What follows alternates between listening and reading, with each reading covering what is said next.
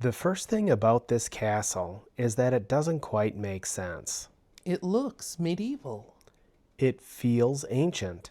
It dominates the landscape like it's been here forever, but it hasn't. And the question, why is it here at all, is what pulls us in. And it turns out people have been asking that same question about this place for centuries. And today, we get to ask it too. We love exploring new places Learning their stories and bringing you along for the adventure. here on Tim Travels.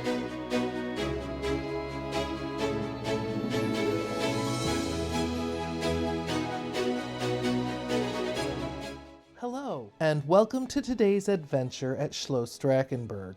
I'm Kirby, And I'm Anna. and we'll be your tour guides as we explore one of the most magical holiday spots we've ever visited. Perched above the Rhine in Königswinter, Germany, is a castle so dramatic it looks like it stepped right out of the pages of a fairy tale. Honestly, if a dragon flew past me, I wouldn't even flinch. I'd just think, yep, that checks out. So here we are at Castle Drachenburg. You can see it kind of there behind us.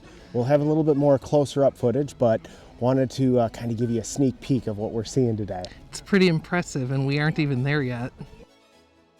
There are two ways to approach the castle. You can either take this rather steep walk uphill, I think I died back there.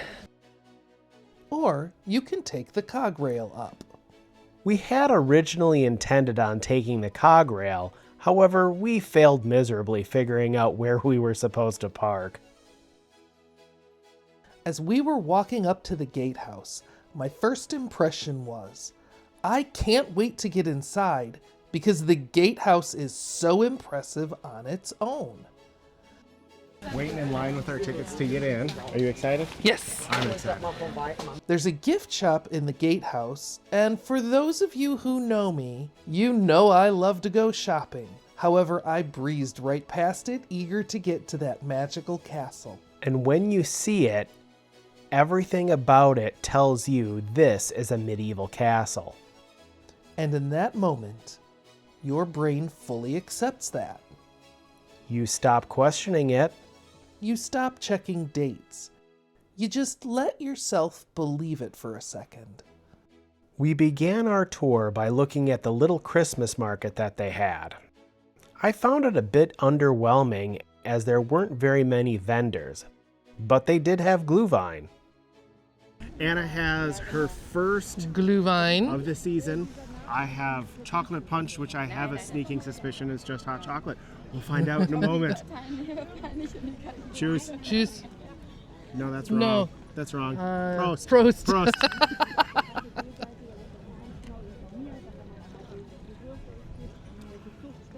Very nice. Hot chocolate. But it's really rich. Hot wine. It's really rich. It's also very really delicious. rich. After our drinks and a little bit of people watching, it was time to head inside. What surprised me most was how livable the castle feels. Not in a let's move in sense, Although we definitely talked about it. but in the way the rooms feel like someone just stepped out to grab a coffee and might be back any minute. The rooms aren't cold or fortress-like, they're rich, ornate, and comfortable. Ceilings pull your eyes upward without overwhelming you.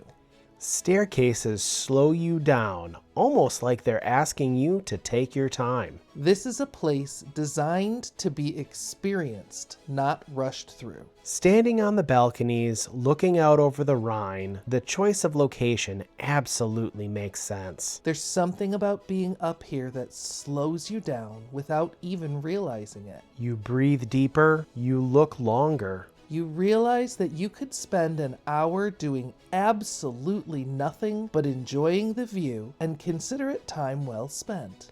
As night falls, the castle changes one last time.